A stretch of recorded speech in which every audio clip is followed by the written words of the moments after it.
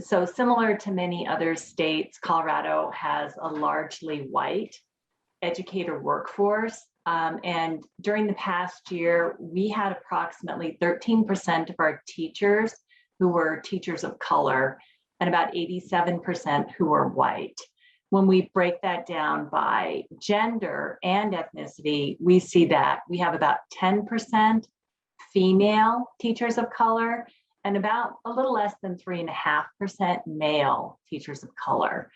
And then, of course, this is statewide data. And so this distribution is not even across districts throughout the state. And as Jessica is probably going to show us later in the webinar, we'll see a little bit about where the diverse teachers tend to be located.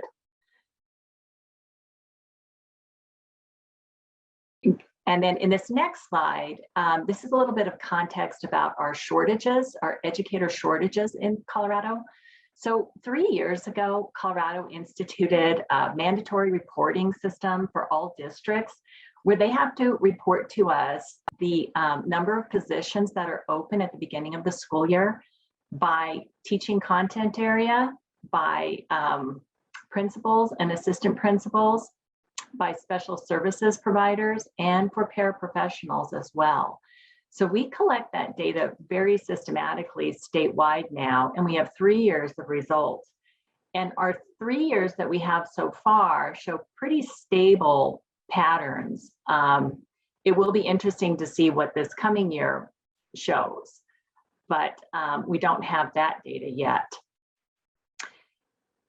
From the shortage survey, we do know that there are about 14% of the teaching workforce that turns over yearly. And of that, about 1 in 6 of these teaching positions that turns over has to be filled using a state authorized shortage mechanism. So a shortage mechanism in Colorado anyway would be something like a long-term sub, an emergency licensed candidate, a teacher on an alternative license, so who's just going through their alternative program, or retired educators who are by state law authorized to come back without jeopardizing their retirement. And so we have a lot of mechanisms to fill positions. But in addition to that, we still have some teaching positions that go unfilled. And over the past 3 years, it's ranged from about 2% to about a little over 3%, which is actually a sizable number of positions. This past year, that amounted to over 200 teaching positions in the state that went unfilled. So based on this context, which might be similar in some respects to your state, the focus of the Colorado Comprehensive Center project is on strengthening our educator workforce pipeline. And at the State Department, Colorado already had quite a lot of high quality data, which made it possible for this project to get off the ground fairly quickly. And in fact, we were able to publicly launch these GIS maps within about 14 months of kicking off the project. But that was in large part because we did not need to collect additional data in order to do this. As part of our process, we relied on quite a bit of stakeholder engagement in the development of the maps. We engaged stakeholder groups, including our superintendents, our district human resource leaders, the School Board Association, the deans of our preparation programs, all our alternative preparation providers, and others. And taking all of this feedback, we made a number of enhancements to the maps, and that allowed us to publicly launch. While we're on this screen, I want to quickly add to what Jessica has already described about the maps.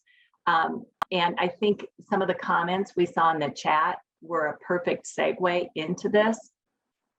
So each tab has a research question, and the one driving the labor market tab is, what is the relationship between hard to fill positions and labor market trends? So on this tab, there's several filters, and the display you see here is showing which of our districts relied most heavily on shortage mechanisms to fill open positions last year. So the darker the color, the more the district had to rely on those shortage mechanisms. There are additional filters available on this tab, and that would include median household income, which I think was one of the data elements that was asked for in the chat, the average teacher salary, local unemployment rates, and a student-teacher ratio. So let me give you one example of how this particular map might be helpful. These filters would allow you to focus in on districts where, for example, teacher salaries are low and unemployment is low. So what do districts need to do to fill positions when there are not a lot of people in the community looking for work and salaries may not be that attractive? So that's one example of the kind of information you could get from this map.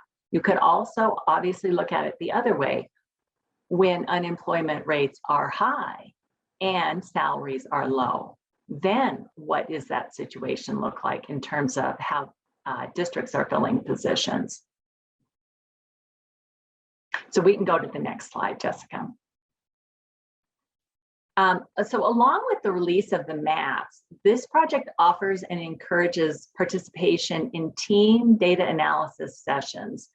We encourage regional teams to participate together to build collaborative relationships and work together to solve problems, to identify them and solve them. And the process is, it's done in a facilitated session where the Comprehensive Center project staff walk the participants through a data analysis protocol. And by doing this, the participants uncover findings and they make interpretations from the data in their region. Later this fall, we're also going to offer facilitated community of practice sessions so that the folks who participated in the data analysis sessions and identified some issues can now start to come back together and focus on root causes and start developing action plans. We have other uses of the maps as well to date, and that would include our district hiring managers who have been exploring the maps, and our boards of cooperative educational services. So these are regional, we call them BOCES in Colorado, regional centers where they, because the districts are so small, they can't afford to provide all their own services. So these BOCES help them out. And some of these BOCES are also alternative licensure programs. So they fill a very unique niche in that way. And they are also starting to explore the maps in terms of exactly what Jessica was talking about earlier, identifying districts in their region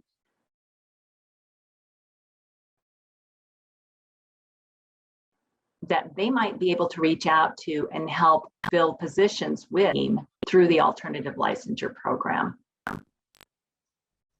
We can go to the next slide, Jessica. So this slide gives us a snapshot of a couple of examples of the interesting insights that these data teams gained when they were working through their data analysis sessions. This is just a snippet to give you a flavor of the kinds of things that are in the map and the conclusions they're drawing. We had a team of districts and their nearby preparation program that was interested in looking at findings based on data related to economic factors, so like household income and teacher salary, and equity in terms of serving students of color and students who are eligible for free or reduced lunch. And through this process, for example, one finding was that overall teacher salaries they found were competitive with median household incomes in the region. However, they also felt that teacher candidates may perceive that they can earn more in a non-teaching profession.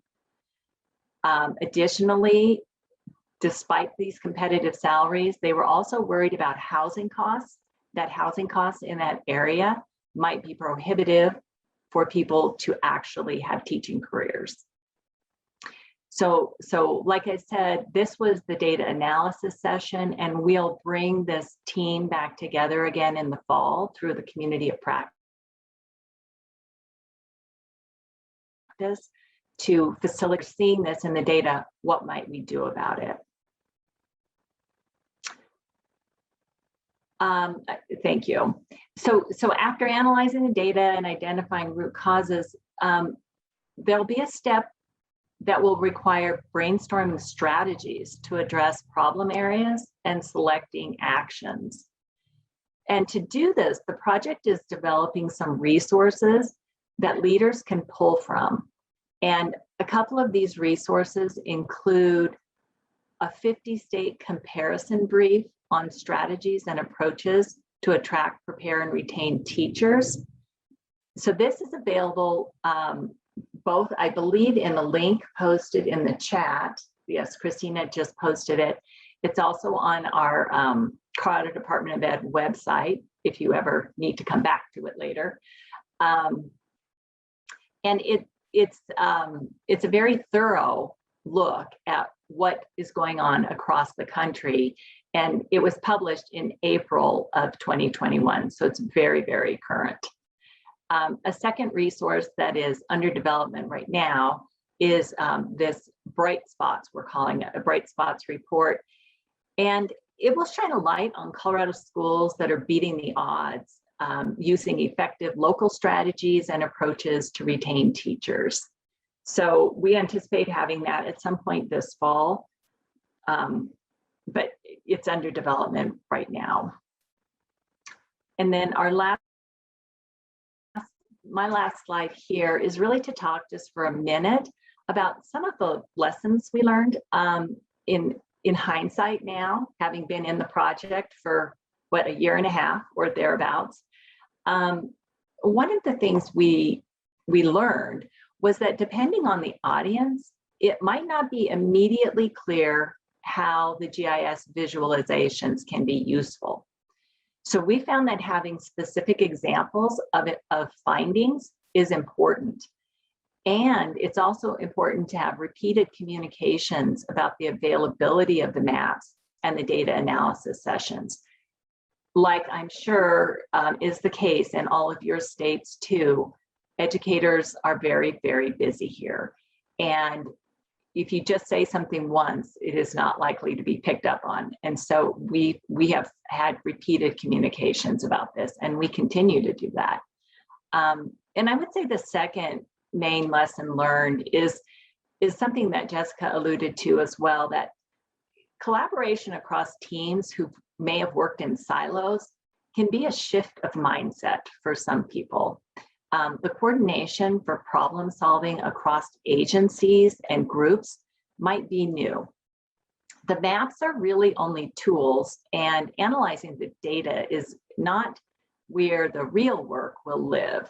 The more challenging work is going to be in identifying solutions, implementing solutions, maintaining new processes, new ways of working together.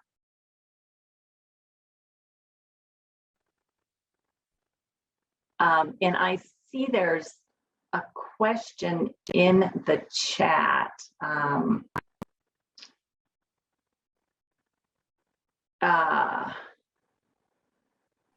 So the question is, when you calculate the teacher shortage percentage in Colorado, is it based on real-time openings or ones that would be open if strategies districts used to fill positions were not in place, i.e.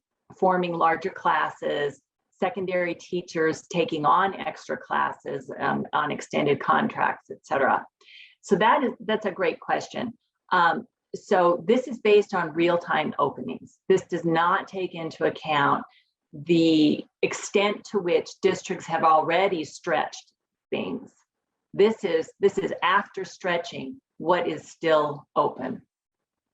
And in large part, when they have the open positions, like I said earlier, we had about 200 positions that never got filled last year. This is exactly what they're going to end up doing to fill those positions, forming the larger class sizes, putting teachers on extended contracts, having administrators teach classes, et cetera.